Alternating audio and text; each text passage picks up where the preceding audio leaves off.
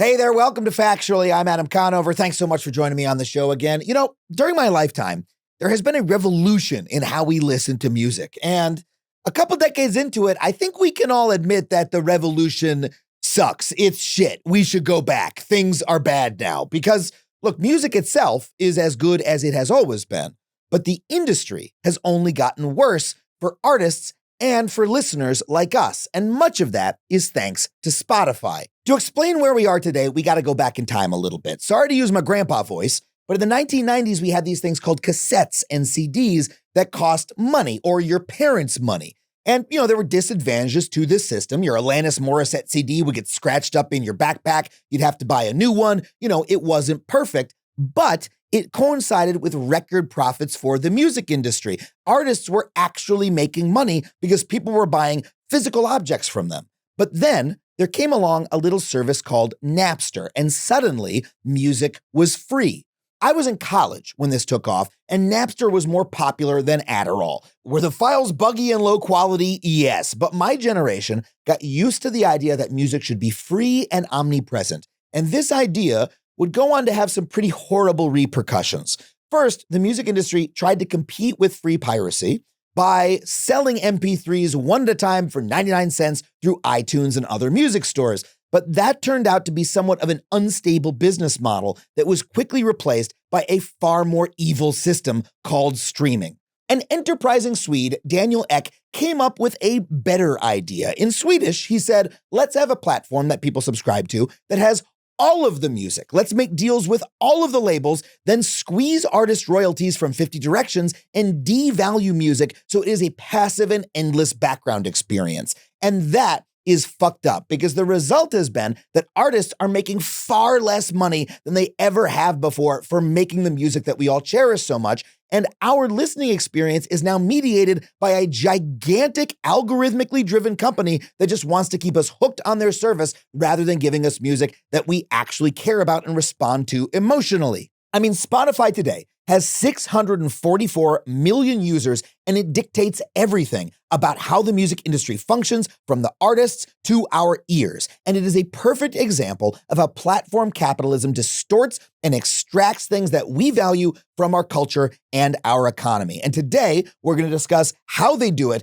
and why exactly it is so screwed up. But before we get into it, I want to remind you that if you want to support the show, you can do so on Patreon, patreon.com/Adam Conover. $5 a month gets you every episode of the show ad-free. And if you'd like to come see me on the road, head to adamconover.net for tickets and tour dates. Skip the algorithm and come give an artist some money from your own damn pocket, please. And now, to discuss how Spotify screws over working musicians and listeners, my guest today is Liz Pelly. She's a music writer. She's the author of the essential new book, Mood Machine, The Rise of Spotify and the Cost of the Perfect Playlist. This book is an absolutely incredible walk through what Spotify did to our ears and how we can fight back. Please welcome Liz Pelly. Liz, thank you so much for being on the show. Thank you for having me. So streaming services like Spotify, Apple Music, a couple others dominate our music listening habits right now. They dominate the music industry. They've given consumers what we feel is a big advantage over the old way. Right now, we just pay a couple bucks a month and we can listen to anything we want at any time. What are the costs of that convenience, though? Yeah, that's a great question. And in a lot of ways, I feel like that's sort of what I spend my book unpacking. I think it makes sense that people have been really drawn to streaming, and the rise of streaming has been so successful because from a consumer standpoint, streaming is this, unbelievable value. You get all of the music in the world for $11. But like a lot of things that are cheap, streaming does come with some high costs. And what I do in this book that I just wrote is try to spell out some of those costs, both for the listener and the artist. I think for a long time, people have known, or it's starting to become more popularly known, that streaming for independent artists and artists that aren't on major labels does not really pay very well. You always hear like these headlines and statistics about how artists are getting paid fractions of pennies per stream. from major streaming services. It's a little bit not factually accurate because the way that artists are paid in streaming is through this really complicated revenue share arrangement. But uh, the impact on musicians, in some ways, has become like maybe clear in a straightforward way. There are other impacts on musicians that I try to outline in the book, such as the way in which streaming has sort of um, uh, pushed artists to think of what they do, to think of themselves more as like content creators than Hmm. musicians, has sort of pushed this kind of individualistic, atomized content creator, sort of musician influencer model of what it means to be an independent musician. All of the data that musicians are now confronted with, all of the ways in that impacts how they conceptualize what they do as artists, because you're constantly bombarded with just all of these stats. I think any creative person knows that it can really cloud your sense of like what you're doing, your own creativity, when you're constantly being bombarded with stats about your own work. Yes. I'm confronted with that in my own work here on YouTube. I post a video and then I look at the dashboard. It tells me how many people watched it and they stopped watching it after X number of minutes. And this one's performing not as well as the other one. And it makes you tune what you're doing to the algorithm. That's actually the entire point, is it's training you to make stuff that does well on the algorithm as opposed to following your own taste or listening to your audience organically. Yeah. Yeah, totally. Something that I always think about, especially as a writer, there's all these platforms for writers to like do newsletters, and the platform economy has come for journalists now as well, in some ways, Right. and in some ways, it's interesting. You have these platforms that offer you all these stats about your articles, and people click this link, people, opens this for this many minutes, this was popular, this wasn't. And I always think about like, for 2 years after I graduated from college, I worked at a newspaper, and it was this very straightforward thing. When you walked in the door, like the editorial people sat on this side and the marketing people sat on this side. And obviously people talk to each other, but in some ways, like if you sat on the editorial side of the office, like what you did was pretty different than what happened on the other side of the office. And in some ways it was like, yeah, I'd kind of rather not know what's going on over there. Just let me, write my articles and like not have to think about that stuff. Yeah. So it's a kind of interesting how like muddled that has become in this era of these like so-called creator platforms. Well, it's part of turning us as artists or journalists or other people who create things into content creators, which is another word for Uber driver. When you're a content creator, you are just freelancing for the algorithm, and they are giving you all this data so that you can feed the algorithm better and hopefully make some money.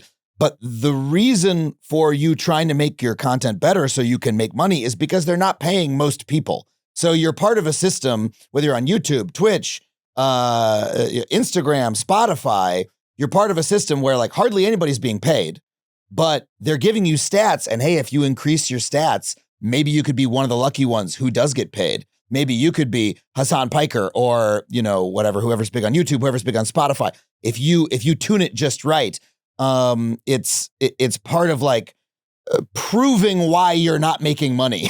To you, because it's like you suck. And if you were better, you would make more money, as opposed to, again, allowing you to focus on your art.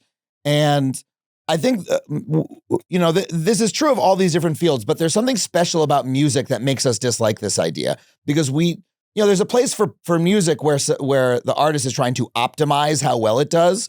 That's what Brian Wilson was doing when he was trying to get Beach Boys songs on, to hit number one. He was trying to make something that would work on the radio. There's a place for that in pop, but we also really treasure artists who are just making work that comes from their heart, and they don't give a fuck whether or not we like it or whether the algorithm likes it, right? Yeah, yeah, absolutely. And I think it gets, harder and harder for musicians who are trying to operate in that kind of like art first space to like find ways to sustain what they're doing in a, economy that is so hostile to not just music, but like the arts in general. Yeah. Yeah, and it's really interesting, like So just to like tie the loop on the opening question that you're asking about consequences. So the book like Yes. starts with the listener and sort of like looks at all of the different ways in which like streaming has had consequences for the listener, and the way that it's sort of like reshaping the way that people find music, the types of music that is incentivized, the sorts of things that end up on the playlists that you might be listening to, the types of listening behaviors that are incentivized. And the other half of the book, like I mentioned, is about the impact on the artist. And it's not necessarily this like neat, like when I started writing, it was in these two halves, and the structure kind of like, bled into each other over time. But part of the reason why I was thinking about it in these two ways is because in Spotify's own explanation of its business model, it refers to itself as a two-sided marketplace, where it says that on one side, it is selling a product to listeners, subscriptions. And on the other side, it's selling a product to musicians, which are all of these promotional opportunities on the platforms, or they're selling advertisements, they're Mm. selling so they actually, to some extent, like think of the musicians who are trying to circulate their work on the platform and try to maybe, piece together a living. Like they actually see them as customers, not necessarily as like people laboring and creating work that makes their whole scheme possible. Yeah, that sounds like a nice way to relabel a grift to me. It reminds me again of Uber, right? Where Uber would make ads that were aimed at the drivers. You should drive for Uber because we're your side hustle. We're how you're gonna pay for that nice meal out because you drove a couple Uber rides. And it makes sense to rebrand your barely paid workforce as a customer base that you are empowering if you want to distract people, if you want to distract the public from the fact that that is what you have done, is you have impoverished a base of laborers. Oh no, they're not laborers. They're customers who are taking advantage of our wonderful product. That's what it sounds like to me. Do you agree? Yeah, absolutely. I have like a whole chapter in my book, chapter 14, that's literally called An App for a Boss. And it's about exactly what you're describing, which is like the sort of parallels between this sort of, atomized individual musician, content creator held up as this like model independent artist in the streaming era, and the parallels between, other gig workers essentially. Yeah. And yeah, it totally makes sense. Like I think you put it really well, that if you have a workforce that's not being compensated fairly, like uh how do you deal with that? Like, oh yeah, let's just pretend that they're customers. Yeah. I mean, I have to say, you keep saying things that keep like ringing in my head as, oh, that's true of me. You said an app for a boss. I'm like, yeah, that's my boss now. My boss is the YouTube algorithm because that's where, most of my work goes up. My boss used to be a person at a cable company who was, would make a specific request of me, and I negotiated my relationship with them, et cetera, et cetera. And we had real people who we were trying to reach. And now my boss is this app on my phone that says, oh, you did a good job this week. Literally sends me a recap every week. Oh, good job. You got your numbers up this week. Try again next week. And so I'm a part of this fucking apocalyptic future as well. Let's jump in though and talk about some of the most shocking revelations in your book, because I think they're going to be a good way to get into this broader conversation about Spotify. You uncovered that Spotify is using something called ghost artists in their library. What are ghost artists? Yeah. So in the first half of the book, where I'm talking about, the impact of Spotify on the listener, I sort of trace an early history of the company. And I talk about how when Spotify launched, it really was more like a search bar. You had to know what you were looking for. You had to be looking for a specific album or a specific artist. And it was really only as the company expanded and was trying to grow after it launched in the United States, was trying to grow its user base, that it turned more towards curation and these like in-house curated playlists, algorithmic recommendations.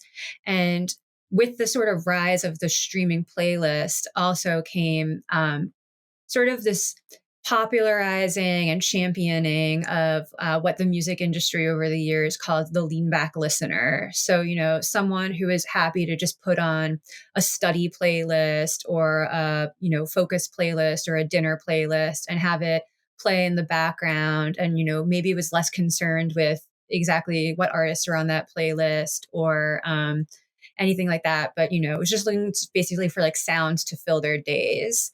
Can I just say, this is like a whole form of listening that was fully enabled by streaming. You couldn't really do that apart from putting on the radio in the CD era or even in the MP3 era to just like, I want to hit play and have an infinite amount of music play. And I started, once I got, I'm not a Spotify user, I use Apple Music, but once I got it, I started listening. That listening pattern sort of organically developed in my life as well. And so I understand why they latched onto this as, oh, here's a new type of listening that is only possible on our platforms. Let's support it.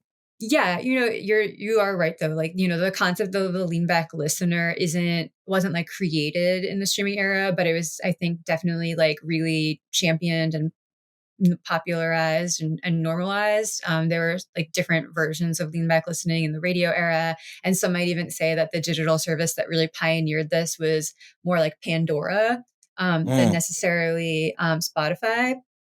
But I think there's a particular reason why lean back listening has become so popular in the streaming era, which is that, optimizing for the lean back listener is a way to optimize for listeners that are, quote unquote engaged. It's funny, like how engaged are you really if you're just leaving music on in the background all day? But users who stream endlessly, like all day long and who are generating the most data and whose engagement metrics are, the highest.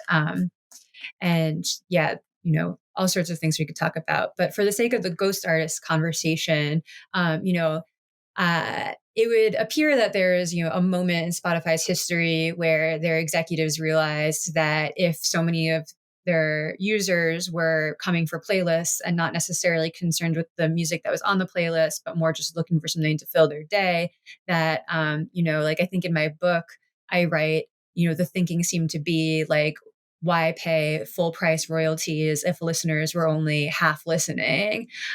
So starting in about 2016, 2017, these stories started popping up in the music industry trade press. One of the first ones was in Music Business Worldwide, which is like the one of the main music industry trade publications. And it was a story claiming that a source had told them that Spotify was creating its own fake artists to fill its lean back playlists for studying and sleeping and focusing, and that artists in genres like jazz, classical, ambient, and lo-fi hip hop were being affected by this.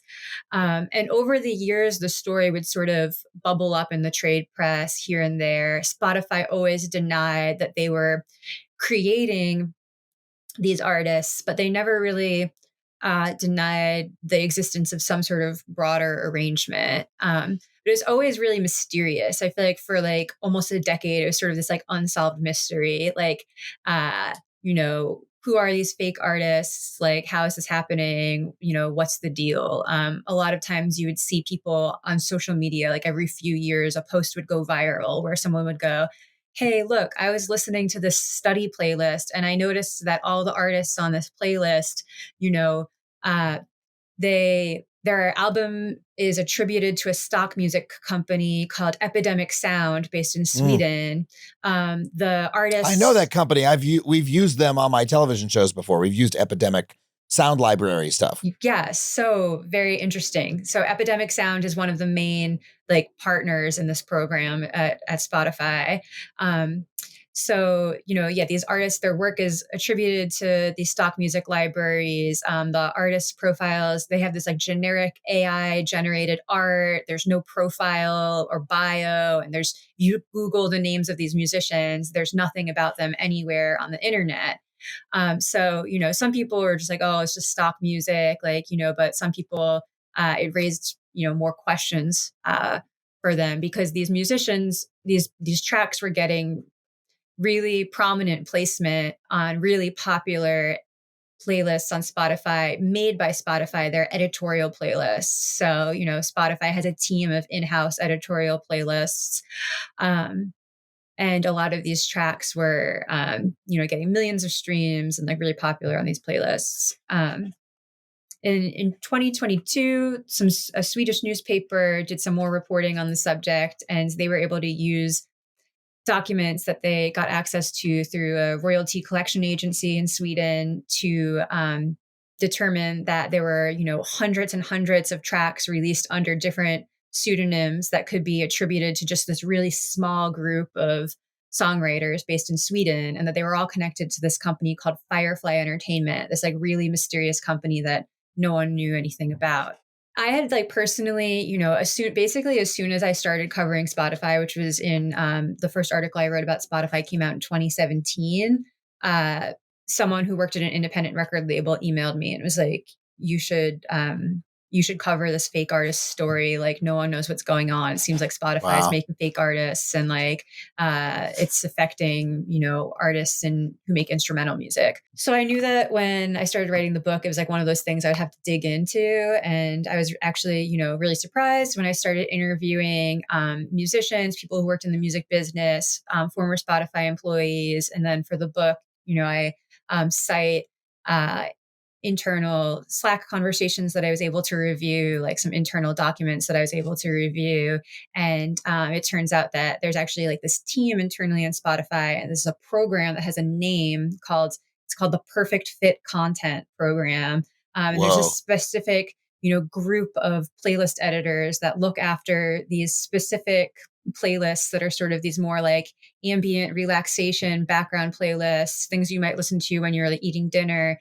And then there's this specific group of production companies that make this music, including Epidemic Sound and Firefly, and also like, a list of several others. And they're the ones that are commissioning artists to make this music. And then there's a special, licensing deal in place wherein Spotify licenses this music for a rate that allows them to make money. So you would assume like a lower royalty rate because from what I was able to review and talking to former employees, it's very clear this is a program through which the company saves money, and that its music, their internal description of the PFC program is like music commissioned to fit certain playlists and moods with improved margins for us. Imagine that it's the year 2019. You've just gone to a minor league baseball game with some friends. You're enjoying the fresh air, the low-stakes ball game, and most of all, you enjoy that little bit of the game where the guys in mascot condiment costumes race around the bases. Mustard even wins. It's a perfect day for you. That is, until your friends go to pay you back for the tickets. Danielle, Tyrese, and Bethany each owe you $20, but they don't carry cash anymore. The day is ruined. The friendships are over, and it sends you off on a dark spiral that you're still stewing about 6 years later. A spiral that could have been so easily avoided if you, used Cash App. Cash App is simply the best way to zap money straight to your friends. It is fast, it is safe, it is so quick to get started, and there are zero extra hoops to jump through. Just sign up, and before you know it, you'll be seeing minor league baseball whenever you want without the threat of it ruining your friendship with Bethany. Cash App does more than you think when it comes to having your back and making sure your money stays your money. If you direct deposit at least $300 in paychecks each month and use the Cash App card for purchases, you can unlock up to $200 in free overdraft coverage. If you overdraft unexpectedly, there are no hidden fees. Manage your money on your terms and take advantage of free overdraft coverage up to $200 on Cash App today. And for a limited time only, new Cash App customers can use our exclusive code to earn some additional cash for real. Just download Cash App, use our exclusive referral code Factually in your profile, send $5 to a friend within 14 days, and you'll get $10 dropped right into your account. Terms apply. That's money. That's Cash App. Folks, this episode is brought to you by Alma. How often do you feel heard? Like, really genuinely heard? For a lot of us, the answer is not enough. It can be so isolating to feel unheard or like you're lacking a sense of connection in your everyday life. This only feels worse if you're struggling with your mental health, and that's why I want to tell you about Alma. Alma makes it simple to find a licensed therapist who gets you, someone who can offer support tailored to your specific needs and goals and make sure that you are actually being heard. In fact, 83% of people who see a therapist through Alma say that their provider is the right fit. And Alma therapists bring real experience to the table, on average 6 years of it, with 20% practicing for over a decade. Their easy-to-use directory lets you filter by things like gender, specialty, ethnicity, and more, so you can find someone you truly connect with. You can even schedule free 15-minute consultations to make sure it feels right before even committing to a session. Better with people, better with Alma. Visit helloalma.com/factually to get started and schedule a free consultation today. That's helloalma.com/factually. So there's about 1 million things that are fucked up about this. So let's be clear. Spotify is paying stock music companies to provide like music to them under fake artist names that they then pay a lower rate for, and they put in playlists that their own customers are listening to, and the customers don't know that that is what they're listening to. It's not disclosed anywhere. There's no thing in italics, hey, guess what? This is Spotify original music or something like that. It's just slipped in there. So the first thing that's fucked up is, the public doesn't know. We have a presumption of how music works that Spotify tells us that these are all the greatest. We have every artist from around the world making music. We don't have any expectation when we're listening to Spotify that some of the songs are made by fake people. I mean, it's just they're creating an army of Milli Vanillis out there, right? Yeah, no, absolutely. And just like to clarify one thing, if you in Spotify's telling of it, just to like be clear about like how they've characterized it, is that, they say that, none of these artists are guaranteed placement on playlists, but that there clearly is an arrangement where these companies are providing this music. There is a direct line of communication between the companies providing this music and this certain group of playlists editors. And then, they are getting paid with, a different type of royalty arrangement that makes it more profitable for Spotify. But yeah, the thing about it that to me, one of the main things that makes it concerning is exactly what you said, that it's not labeled for the public. And I think that's something that is really important, is that, these playlists, at Spotify, these like editor curated playlists since the beginning of the Spotify playlist ecosystem emerging, have been presented as editorial. And I think that in any other situation, if you were being recommended something under the banner of editorial and there were secret commercial arrangements that were influencing actually why you had been recommended the song, like that would be considered, noteworthy or wrong or, cause for alarm. So it's deceptive to listeners in that regard, I think. That is wild. And I can understand how we got to this place, right? Like I think about, maybe 5-6 years ago, the YouTube channel Lo-Fi Beats to Study and or Relax to was a big hit, right? And that collected all this music that was like sort of an organic genre of music that people were putting on SoundCloud and stuff, of these low-key beats, like with like just a little bit of saxophone or whatever, low-key beat. A lot of people started listening to that, and I'm an Apple Music user. Apple Music popped up a couple playlists in that theme, right? There's like one called Bedtime Beats. There's one called like Beatstrumentals. And I would listen to those playlists and go, all these songs sound pretty similar. Where, who are these artists? And I started like looking up some of the artist names, and sometimes I would see on Twitter, they'd be like, oh, I got on the Apple Music playlist. I'm excited. I was like, okay, these are artists who, now that the playlist exists, they are pumping out music specifically to feed the playlist, right? Maybe it's even music they don't care about that much, but they're like, hey, if one of these ends up on the playlist, maybe I'll make $500 or something like that, whatever the royalty rate is. That itself is already a sort of slightly odd commercialization of music, right? Because it's no longer an organic form. It's like someone is trying to feed the playlist.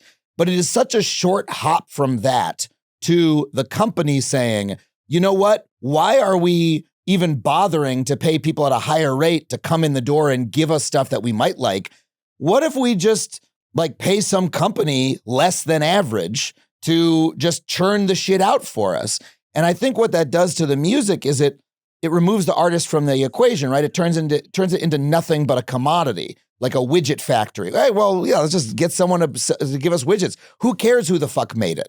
Well, us caring about the artist that made the music has been like a foundational part of American, at the very least, music culture for more than a century, right? Like having the name of the artist and being like, I give a shit who that is. Oh, I like Scott Joplin or whatever, right? That's been what music is to us. And this is a severing of the artist from the music in a way that's kind of unsettling.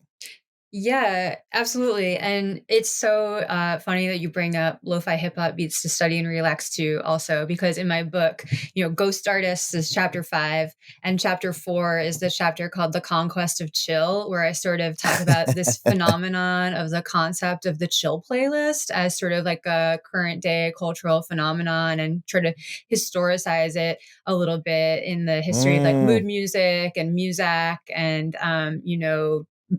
pure moods. And I talked to a bunch of lo-fi hip hop beat makers, including some that have made music for playlists like lo-fi beats to study and relax to.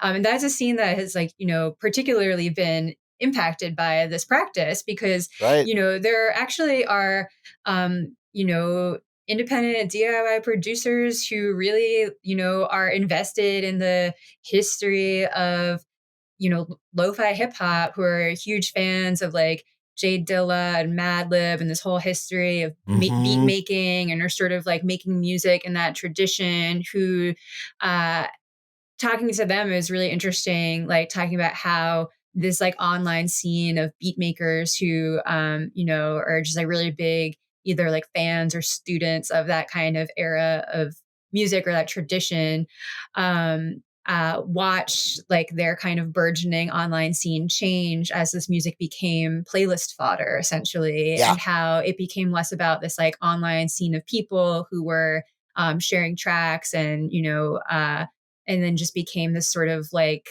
cash grab, essentially. And then the next chapter is about the ghost artists on Spotify, and those artists in particular. Some of them, there are some artists who were specifically really affected by all of these playlists being filled with all these ghost artists. And it's not only lo-fi hip hop, but like I mentioned, also like ambient music, classical jazz. And one of the things that's so like disturbing about this practice is that there's no shortage of musicians making instrumental music who are really trying to figure out like how to make a living in the current digital music economy, who would really benefit from being on these playlists. And not only is it, cutting off a lot of opportunities for these artists, but then also, like you said, as listeners, like even if these are, background playlists, I feel like, I listen to music in the background in my house sometimes, but I usually listen to like, the radio, or like independent radio, local community radio. But every once, even when it's in the background, something will catch your ear and you're like, oh, that's cool. What is that? Yeah. I'm gonna, wait for the talk break and like hear this, like hear a someone says this is, or maybe someone, I don't use Shazam, but like someone else might be like, let me Shazam this, I want to know what this is, or let me go look it up, and let me like research this artist. When what you're listening to is just pure stock music, just pure vibes, it just really makes it less about the artists that you're listening to or the community of artists you're listening to, and it's just all about the playlist. Yeah, and it undercuts the actual artists, right? That Spotify claims are its customers. You said before that Spotify sees itself as a two-way marketplace. The musicians are the customers. And so, hey, you're going to be able to make money on Spotify. Are they telling those musicians that simultaneously they are undercutting them by paying other musicians through a stock music company less to compete with them? Yeah, come put your music on Spotify, but also we're paying some other poor motherfucker who's a real musician, by the way. There's a real guy playing the keyboards for that stock music company, but that person is being paid even less than you to make the same shit. And guess what we're going to promote in our algorithm more because it's cheaper for us, the stuff that we made. Like, that's not a marketplace. That's not a customer relationship. They're this is the shit that Amazon does, right? Where, hey, yeah, put your stuff on Amazon, but also while you're there, we're going to undercut you so you can't actually make any money. How is that not fraudulent? How is that not something that we should be prosecuting if they weren't a Swedish company? Yeah, totally. I mean, like, I should say, like, I didn't find any evidence of like algorithmic boosting of this music, but just by the nature that it's being given a platform, it does mean that it has like a chance of becoming more popular, which I think does boost its chances of becoming algorithmically surfaced if people like add it to their own playlists or whatever. And then, yeah, after the article, this particular part of my book was released as an excerpt in December in Harper's Magazine, and after it came out, a lot of people on social media were saying things like, it's like the Amazon basics of music. And I thought that was like a really funny and interesting comparison. Yeah. I will say just today, a Swedish musicians union released some sort of like open letter to Spotify, like demanding answers about the PFC program, which I thought was Mhm. really interesting. That's great. But I want to return to the point that you made about this being a disruption to an organic scene, because what was cool about the Lo-Fi Beats to Study and Relax to YouTube channel when I used to go to it was you got the sense that you were getting a window into a real scene, that there were real, weirdos in their bedrooms somewhere on the internet going like, I love making quiet lo-fi beats to chill out to. And then here's this YouTube channel that's like collecting them, And I enjoyed listening to that for years. But then once it's on Apple Music and it feels corporate, it feels algorithmic, it just feels like they're feeding me sludge. I don't like to listen to it as much because I'm missing the human element. And it, I don't know, there's such a big gap between those things. There's a station that I listen to, a very long-standing internet radio station that I recommend to everybody. Actually, it's called Soma FM. Have you heard of Soma FM? Mhm. It's like sort of dates to the early tech era. They have a lot of mood music radio stations. They have one called Groove Salad, which is, for me, really good writing music. They have another one called Drone Zone, which is really good sleeping ambient music. And I enjoy listening to this partially because the music was chosen by an actual curator. And I'm like, okay, this guy's just really into electronic music. He's curating a couple moods. He's grabbing actual songs from albums. He's paying royalties. Not a huge amount because there's only a couple thousand listeners, but it feels like an organic expression of a real scene. There's a huge difference between that and Apple's recently launched Chill Radio, right? That's their new radio station. Their first radio station was Beats One, which was meant to be sort of like a BBC Radio One kind of thing, charts and hit makers and celebrity shows and shit. But now their new radio stations are just like, hey, just chill, hit the chill button and we'll play chill slop for you. You don't care what it is. You just care that it's chill. Lean back, do whatever you got to do. Have sex, study, do whatever you need with this in the background. It feels empty and robotic. Having that bit of human knowing that there's a human caring somewhere in the chain is like actually important to me. Do you think it's important to the public though? Does the public care about this? That's, it's a great question, like, because something that, like two things, something that I kind of chart throughout the course of my book is, at least from Spotify's perspective, this sort of recurring theme throughout the history of the, maybe past 10 years or so of this company. And looking at the evolution of their playlist ecosystem and recommendation system more broadly. There's this thing that I felt like kept coming up that they were in pursuit of, which is even from the early days, if you listen to the music programming executives, it seemed like they were always chasing this ability to essentially provide like one button that someone could push when they open the app and just get like the perfect soundtrack at any moment. Like, Mm.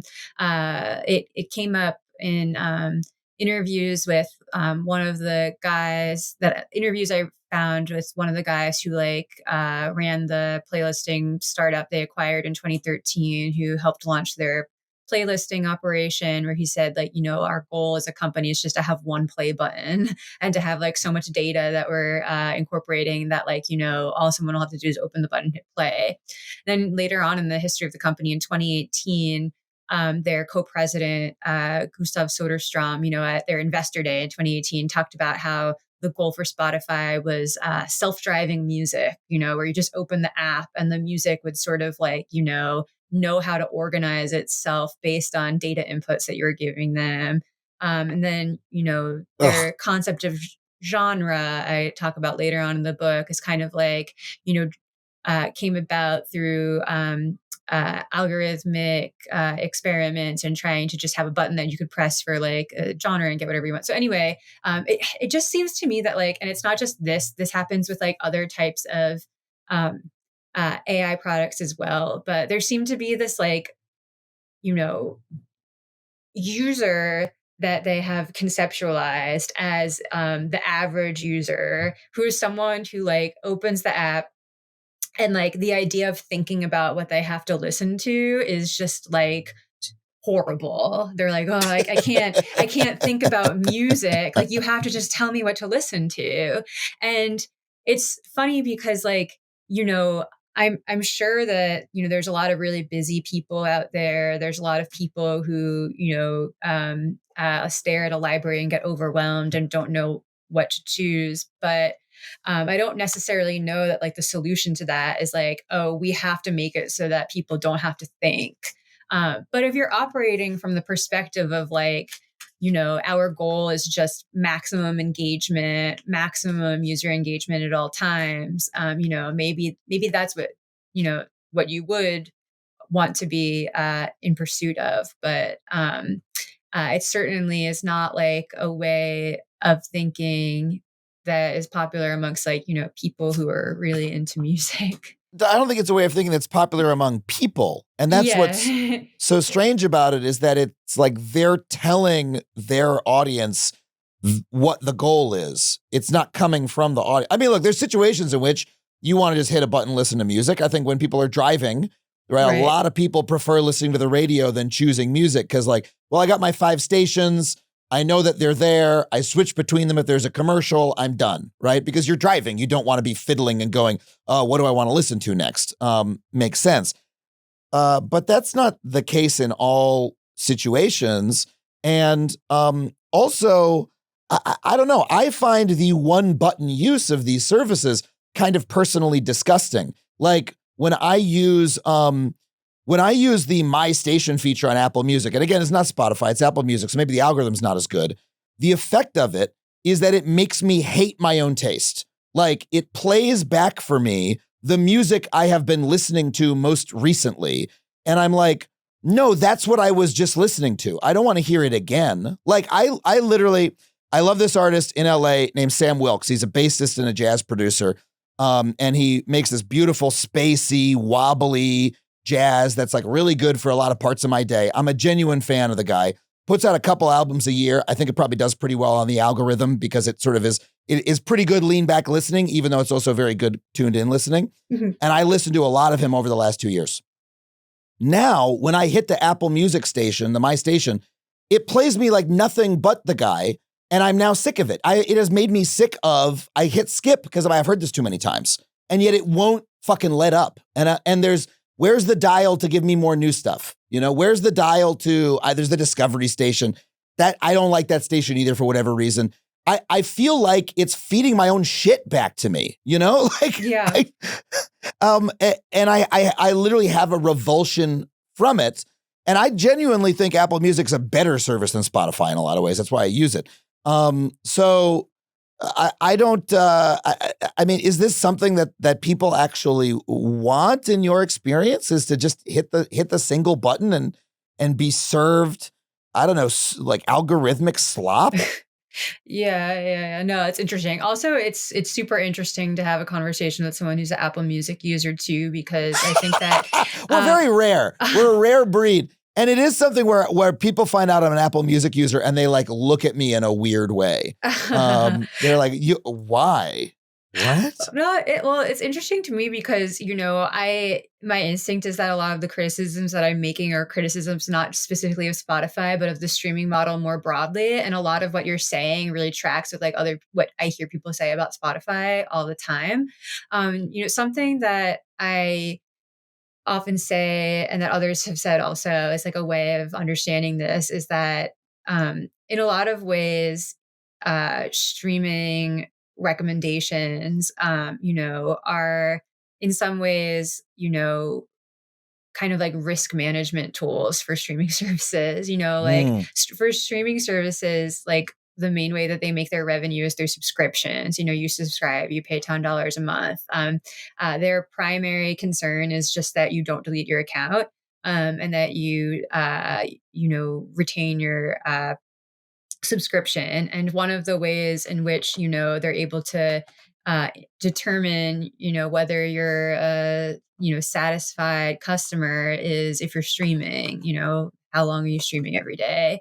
And there's, an interview with a former employee in my book who says that, at a certain point, they just kind of realized that the way to keep people on the platform is to just provide them, what they want, or like what you already know they like. And I always try to differentiate between like what they like and like what they know you'll stream, because what streaming services have on you is like a pool of your listening data, a pool of what you've streamed in the past. And from that, they can try to like, make a prediction of what you might be statistically likely to not hit skip on in the future, which is not necessarily the same as what you like. But what that means is that oftentimes what you're getting is just your music taste, pitched back to you. Like you're getting your music taste served back to you. And there actually, at least in the history of Spotify, there was an earlier moment when they were first getting into algorithmic recommendation and first building out their algorithmic recommendation tools, where there did seem to be more of an emphasis on discovery, on showing you stuff that you'd never listened to before. And something that was really interesting in my research for my book is I tried to pinpoint the moment where like personalization on the front page with the top priority billing shifted away from discovery and shifted towards made for you, because those things seem similar. They're both different types of personalization, but they're actually so different. Discovery is like, the idea of discovery is that you're listening to music you've never heard before, whereas made for you is mostly just here's a bunch of stuff you've listened to in the past that you might hit play on again in the future. Right. And at a certain point, made for you like really won out. And I think in a lot of ways, it's one of the many ways in which the rise of TikTok kind of has, in some ways, influenced Spotify and other platforms in both, the streaming economy and the platform economy more broadly.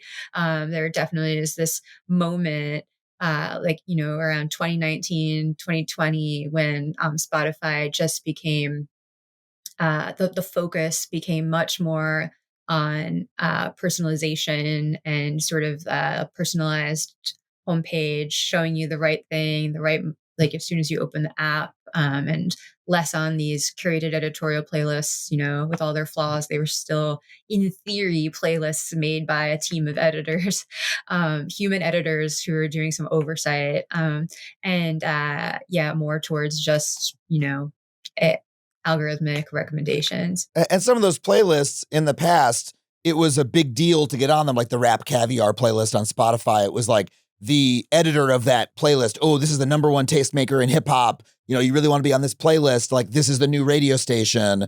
And that actually had some cool to it, but it doesn't feel cool to be like, oh yeah, I got recommended the new Future song or whatever, like by Algo recommended. But I think the appeal to people, you use the language made for you. We have started in the past couple of years to see these algorithms as giving us some sort of self-knowledge, almost like it's a horoscope. Like, oh, the algorithm has watched everything that you've done, and this is for you. It knows you. It knows what you like. And I do think that started with TikTok, when people started to say, oh, TikTok diagnosed me with ADD because it gave me all these ADD videos. TikTok knows me so well. Oh, TikTok knows what I like. And people started sort of seeking out that algorithmic, analysis of who you are, and that's a powerful thing, to be told who you are by a giant corporation. It does impact people emotionally, and I'm susceptible to it sometimes too. I'm like, oh yeah, show me my Wrapped at the end of the year. Show me my app, whatever Apple Music calls it, the replay. Show me what I listen to, and oh yeah, recommend me something I might like. But the fantasy of it is that we're going to be given shit that we enjoy. The reality is that we're just sort of, the algorithms aren't that good, and they give us a lot of boring stuff we've already heard before. It feels like the the public is filling in the gap and making this stuff seem more powerful and compelling than it really is. Mhm. Yeah, totally. I mean, one of the things in my book that I talk about is like this experience of going through the Spotify interface and being, especially as the interface became like more hyper personalized, and there's all of these like endless niche mixes, which are kind of like a variation on their daily mix. And, I was looking through and would find, like sad mix, sad morning mix, sad crying morning mix, like driving sad mix, like all of these different types of sad mix. But then I would like click on them, and it was, oftentimes like kind of the same music on all of them. Mm, And in a certain way, it seems as though, there's just this idea of, what your taste is that has been determined by these various algorithmic systems, these personalization systems. And then they're basically just like trying to find all of these different ways to serve it back to you in ways that seem different, but are like kind of all the same. Um, and I yeah. find that to be, really, it's kind of like the new version of the classic, illusion of choice phenomenon. Wait, tell me more about that. Oh, like the, illusion of choice. It's sort of like this thing where you go into a grocery store and it seems like there's like 100 options, but like they're all owned by the same small handful of Hmm. corporations. Where in some ways it's kind of like you look at this app and it seems like you have all of these different options, but it's really just like the same algorithmic taste profile that they have on you, like rebundled in different packages. And at a certain point, I think the current era of streaming recommendation becomes less about selling you an idea of music, and it becomes, selling you these various ideas of like who you are as a listener, Right. and kind of like I think that it's interesting the way in which these sort of like classic marketing tactics play out in the ways in which they're sort of like encouraging you to just hit play. I talk a lot, like, not a lot, but I do have like moments in the book where I talk about Wrapped. There's one year for the Wrapped campaign where, in addition to giving you your scorecards and telling you listened to this for this many hours and this is your top artist of the year, they also gave you your audio aura, and they told you like what moods you listened to the most this year, and they made these like hyper specific like mood cards, and I kind of talk about it in the context of like how in the streaming era, like, it's less about like recommending you like music and more about kind of like recommending you a version of yourself, essentially. Yeah, it seems like that is the main thing that they are trying to serve to people is here's who you are, not here's what you might like. But then there's a lot less ways to say here's who you are than there are types of music in the world. Does that make sense? Like Mhm. it's going to be like, yeah, you're a chill rap guy. Like and then it's just going to serve you the same 20 chill rap artists. I guess it seems like a very strange thing for Spotify to do, to go from a service where almost every song ever recorded is available on the service. That's the first thing that they're selling, right? And now, what is it, 10 years after it's been available in the United States, now what they do is they want you to hit play and they want to give you a very small selection of algorithmically selected music, some of which is fake, like just chill lo-fi beat hip hop. And then they want to give you an audio aura that says that you listen to that. And that's about it. When I'm like, you have all of music history before you. Why not go like, hey, we see that you've been listening to a lot of 90s hip hop, but you've never heard Jay Dilla. Would you like to go on a deep dive into Jay Dilla's catalog and we'll give you a little, or something Encourage your exploration. If I imagine what a streaming service looks like that actually helped me engage with music more in the way that, say, I don't know, the Criterion channel does on for film, right? Criterion channel will be like, why don't you deep dive into this director this weekend? We're doing a special feature on this director. Here's 5 of their films. I'm going to learn something about cinema history and broaden myself as a movie lover, and I have a positive emotion towards the service. Spotify or Apple Music could easily do that, and yet they do not, even though they are more positioned than any group ever to do such a thing. So why not? Why are they abandoning music itself, seemingly? Yeah. Great question. I mean, this is the kind of stuff I think about all the time.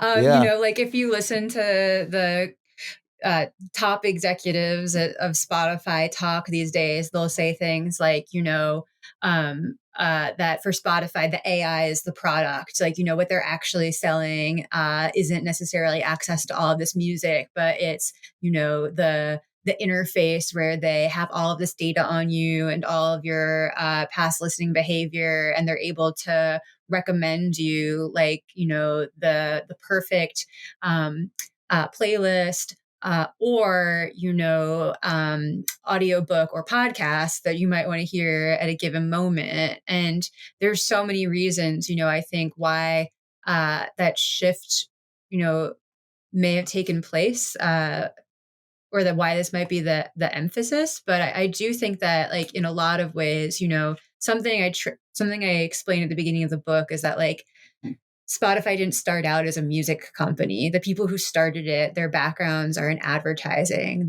Ah, They were ad tech guys, who okay.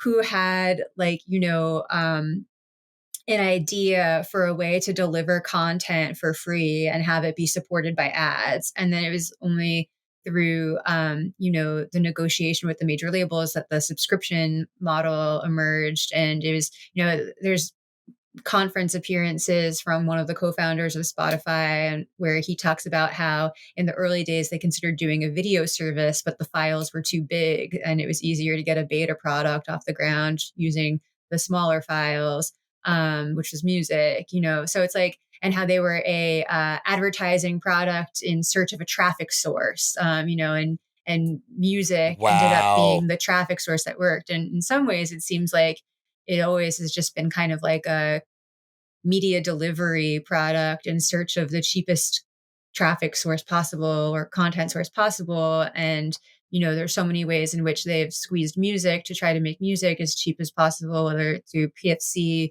or these different, algorithmic discovery tools that they sell musicians in exchange for lower royalty rates, or the move to podcasting, which, they don't have to pay any royalties on at all. They have to pay for partnerships with like, famous people.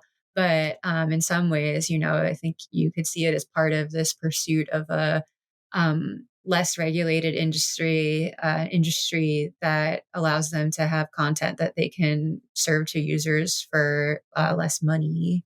That makes a lot of sense to me that they started in advertising, because that makes sense why their business would not be one that gives me what I want, but instead tells me what I want, right? Like Spotify and Apple Music to a certain extent have ceased to be the kind of businesses where I go, oh, you know what? I want to listen to XYZ. Oh, the service will give it to me, which is what iTunes originally was. I want to hear this music. Oh, I can buy it and have it on my iPod.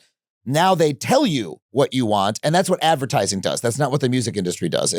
They're shoving it down our throats. And I gotta say, I think it's a bad thing that a company with that ideology is now virtually a monopoly in the music space. The other company being Apple, Spotify and Apple being the two dominant players.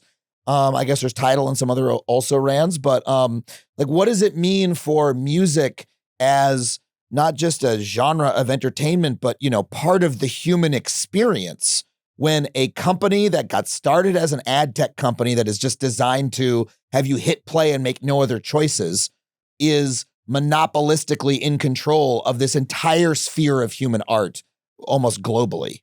Yeah, no, it's a great question. And yeah, I feel like, it's hard to necessarily call them a monopoly, but it's definitely true that they have outsized influence and that they're the most popular streaming service, and they hold a really like uniquely powerful position in the music business and sort of setting incentives, and that it seems like Spotify, Apple, and Amazon kind of seem to like follow each other in some ways. And I think it I is, did forget about Amazon and YouTube when I was making my list. Those are yeah, also YouTube big players. too. Yeah. But I think there are, enormous consequences like for the way that people listen. I think that it music and audio in general, it's really hard to encourage like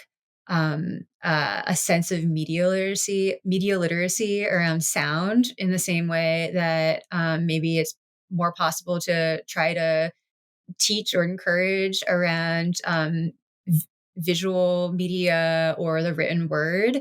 And, uh, I'm not like totally sure why that is, but I think that in some ways, I think it has to do with the way that, audio and music and sound have been like systemically devalued. So Mm. in some ways, like hopefully if the book could encourage people to maybe have like a stronger sense of media literacy or criticism that they bring to um, not just Spotify but streaming culture in general. I think that that would be positive, and if it could encourage like other stuff like that, that would also be positive. And I think that for me the reckoning to take place is um yes with Spotify, yes with streaming, but also just sort of with the role of like music in society.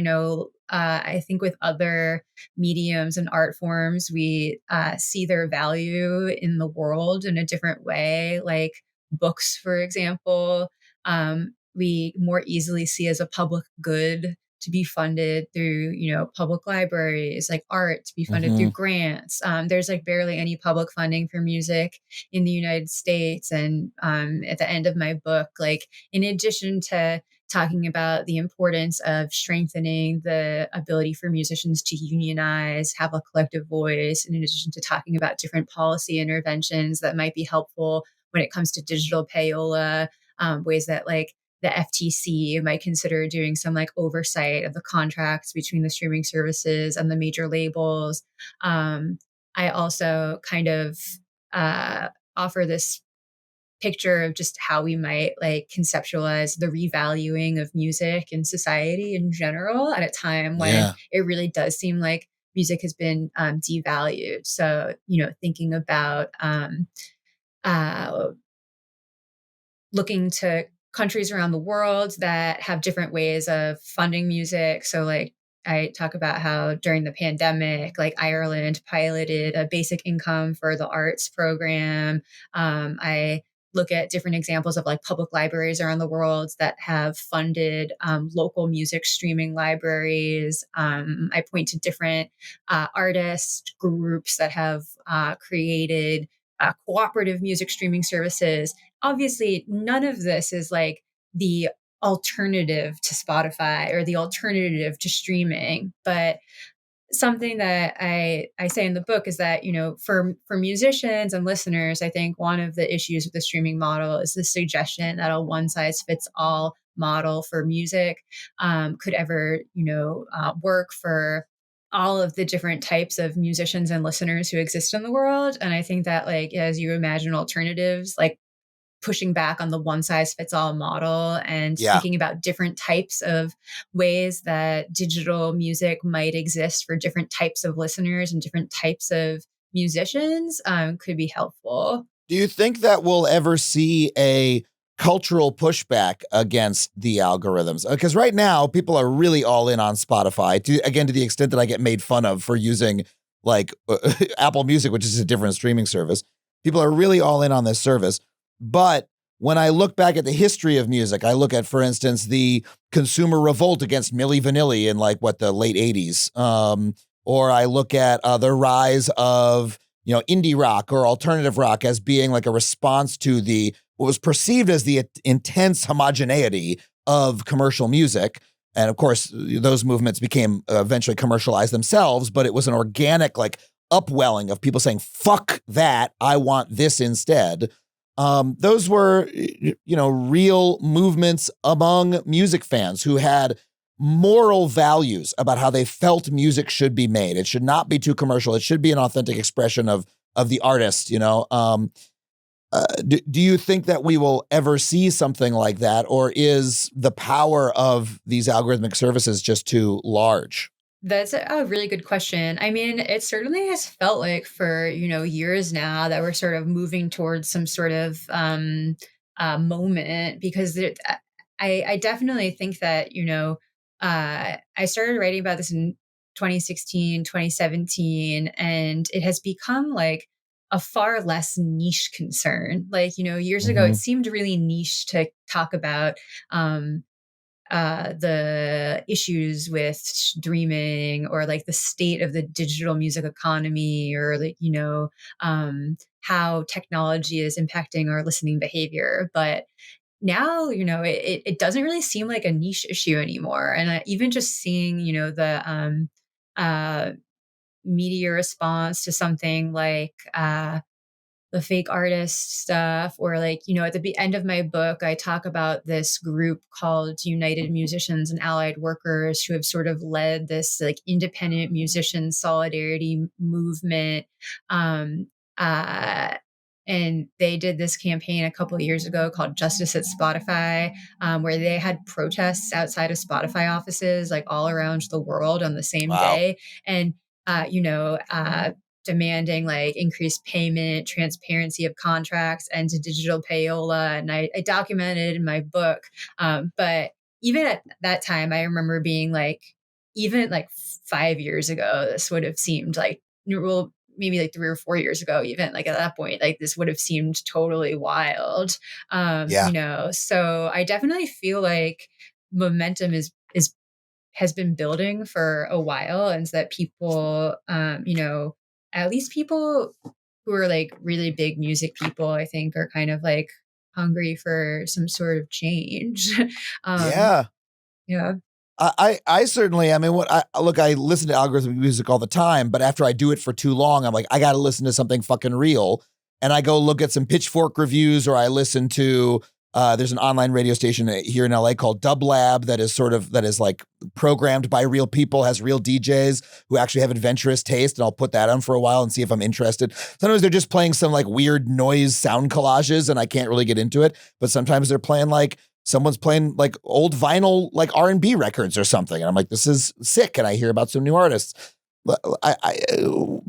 People, I really think they're underestimating people and how much taste they actually have and how lumpy our experience of what we want to hear is, that we actually don't want to eat, a smooth, soylent shake of music every single day until the day we die, that we do need something authentic and that they are failing to provide it to us.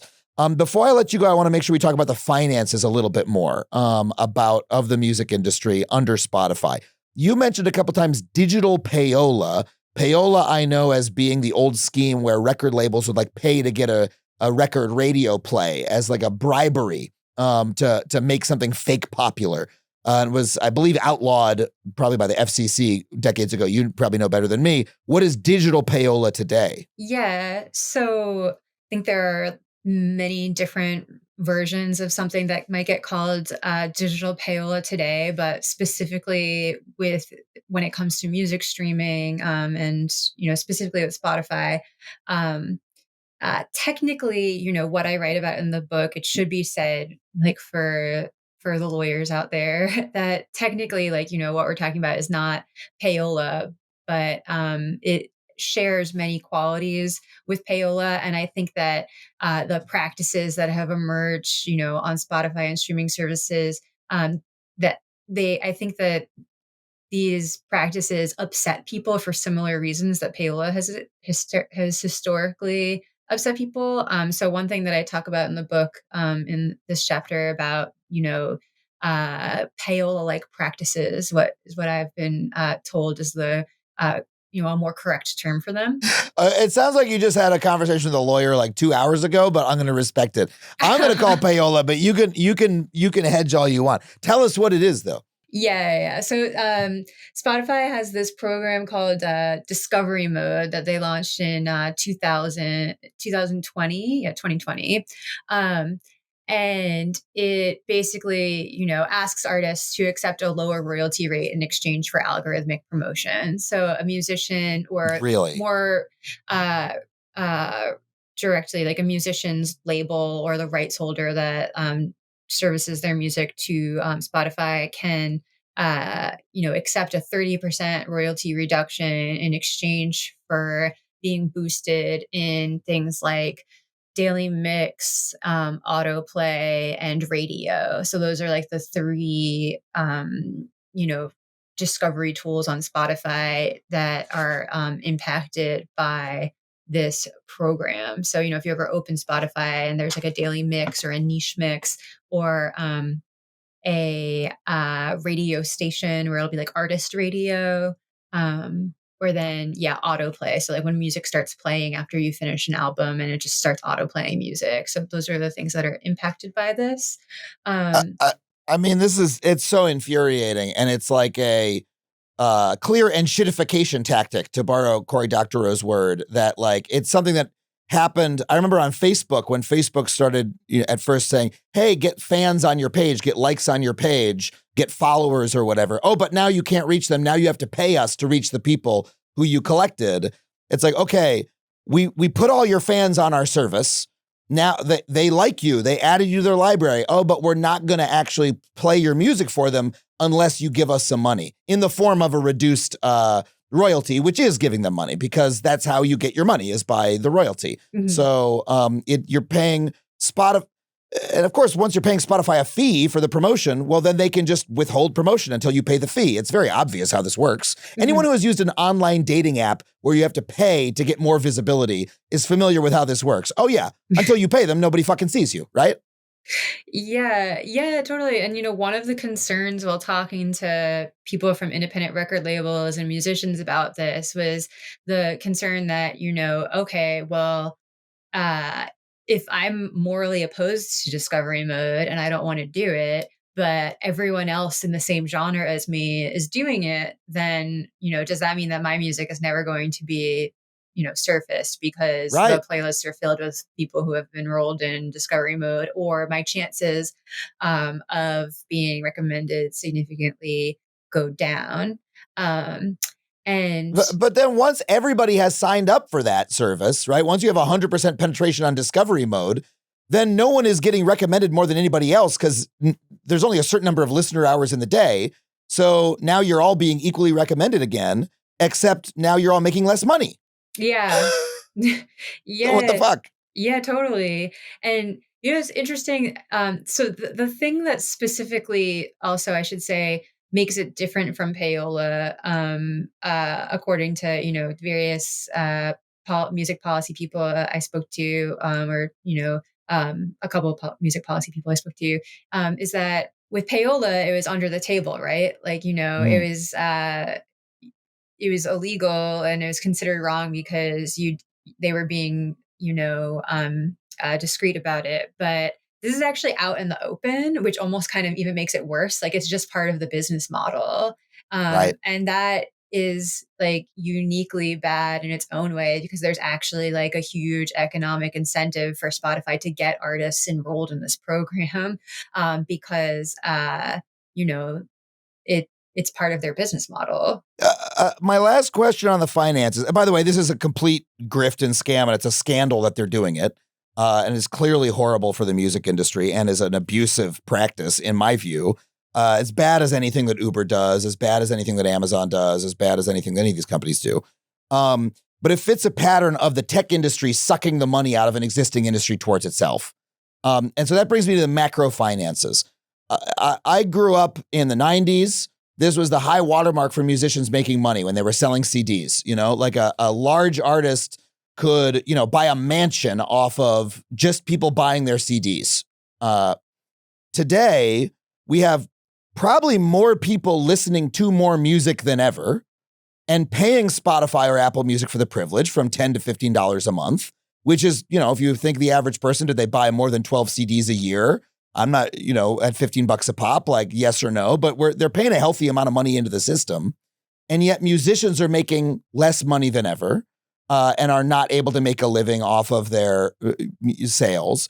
Indie artists especially went from being able to sell CDs at shows to only making up, fractions of pennies from streams. How is it possible we have more people listening more than ever, paying money into the system, yet the artists are making less? Like, what is the big macro change that has happened that causes this? Because it looks like it's just worse for everybody except for Spotify. Yeah. I mean, you're right. It's like there is a lot of money in music, but where is it going? And Right. I think that, something that can be illuminating is to, learn things like the fact that, for example, Daniel Ek, the CEO and co-founder of Spotify, there's a headline that's been going around recently about how, Daniel Ek is now officially like more wealthy than like any musician has ever been in the history of recorded music or something like that. Like I think in some ways, I think there are a lot of ways that you could explain it, but it's clear that the people who have benefited the most from this model are top streaming executives and major record labels. And the question of how much money gets back to the artists, like it is a reflection of the streaming model being one that is set up to benefit a specific type of musician whose music streams massively, and not all music is set up to stream massively. That doesn't mean that it's not good. Like the per stream valuation of music is a very specific way of thinking about the value of music. There's plenty of music that people highly value in their lives, but they don't feel compelled to sit there and listen to it on repeat all day. Right. That's a kind of music that doesn't do well in this economy. There is a lot of music that does do well in this economy, Lo-fi beats to study and relax to do quite well. Yeah. Inoffensive music that all kind of sounds the same does well, right? Yeah. I mean, as long as you're not being, you have to have music that both streams well and is not instrumental music that can be replaced by ghost artists. So there's Right. a lot of factors going on, you Right. know? Right. But I think that's like, maybe one way of understanding the reality. There's this quote from a few years ago where Daniel Ek in an interview said that, musicians can't expect that it's enough to just make an album every few years and think that that's going to be enough. Like the types of music that used to make it in the old music economy, like not all those musicians are going to be able to make it in the new music economy. And to make it in the new music economy, you have to be continuously releasing new music. You have to have continuous engagement with your fan base, and there has to be strong sense of storytelling around what you do, and basically just being like, you have to release more music and release it faster, and you have to be an influencer. Like when I hear like continuous engagement, continuously releasing music, storytelling, it's like release music.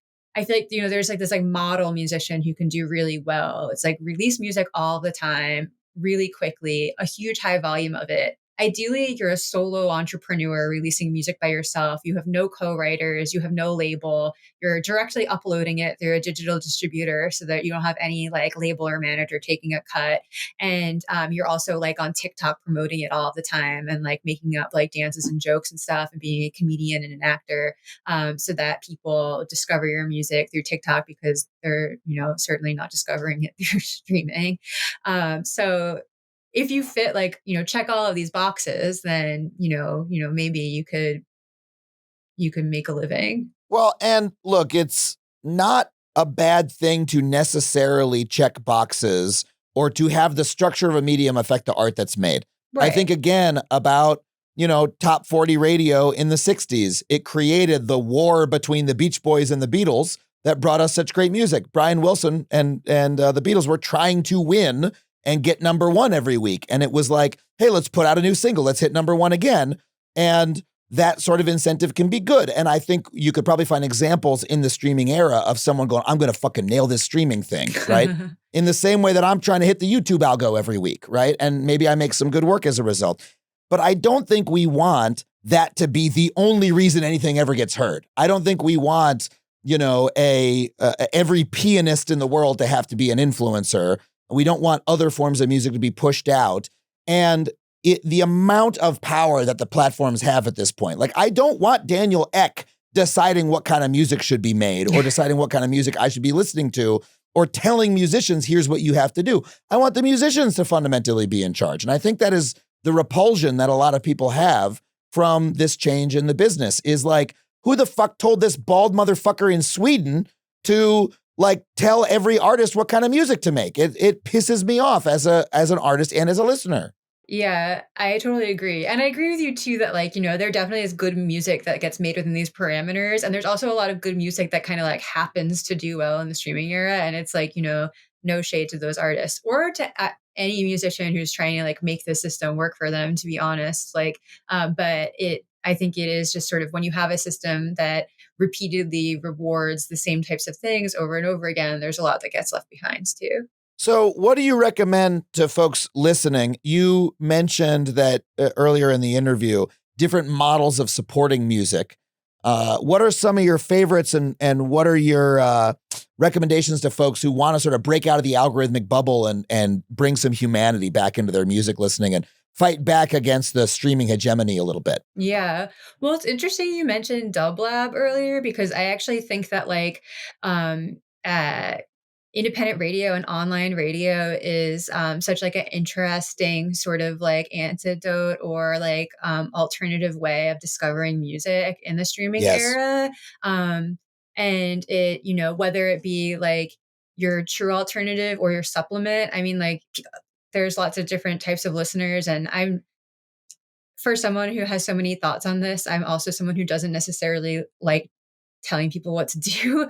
So for me, it's I think of alternatives to streaming through buying music directly through artists and building an MP3 library. Maybe for you, it's you're looking for something to supplement streaming, to discover music in a more human way. And I definitely feel tapping into local radio and independent stations, these independent internet radio stations that have really emerged in the streaming era as not just ways of discovering music, but also kind of these hubs of independent music culture in a way that I think is really cool.